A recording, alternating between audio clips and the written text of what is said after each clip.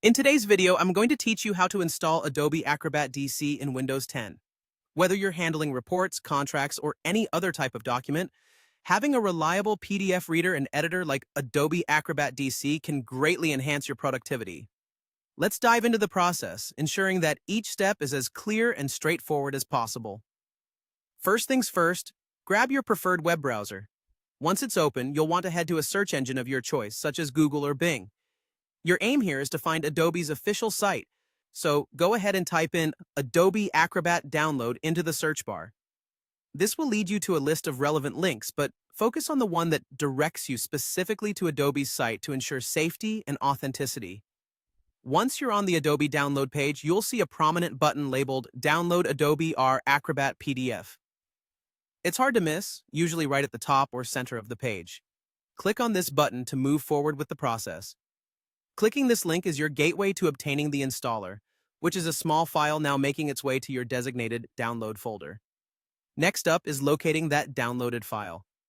Depending on your browser settings, this file typically lands in your Downloads folder. But if you've customized your settings, be sure to check wherever your browser saves files by default. Now, once you've found this installer file, double-click on it to execute. This begins the installation process, a vital step to getting Acrobat DC up and running. As the installation process unfolds, you'll be presented with several on-screen prompts.